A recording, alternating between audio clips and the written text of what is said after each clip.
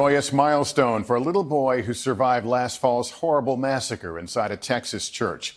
He lost family in the attack, but he gained a community who has embraced him with love and support, especially the firemen who helped save him, who was there for his recovery, and who today delivered on a promise. He is one of those who serve.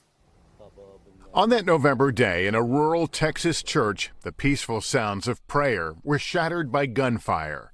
On the floor, among the bodies and the Bibles, was 5-year-old Ryland Ward, shot 5 times.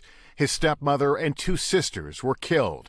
Firefighter Rusty Duncan was one of the first on the scene. I went to a certain aisle and was checking pulses when a little hand grabbed my pant leg. I just saw his eyes looking up at me, and I knew I had to get him out of there. Ryland spent more than 2 months in the hospital. It's where he celebrated his 6th birthday.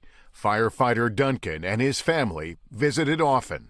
During one of those hospital visits, Duncan talked to Ryland about someday taking a ride in his fire truck. He goes, "Well, let's go right now." And I said, "I don't have it here right now." And he said, "Well, go get it." And I said, I can't go get it. We'll wait for the doctors to say you can go, and then I'll pick you up in it. As any 6-year-old will tell you, a promise is a promise, and Duncan kept his. This afternoon, firefighters, police officers, and other first responders escorted Ryland home in Duncan's fire truck. The people of Sutherland Springs were there for the big homecoming on the main street of this little town. He was sitting in the truck waving out the window. He looked like a little kid on Christmas morning. One of our angels is coming home. A community that was broken is now rebuilding by relying on their faith and each other.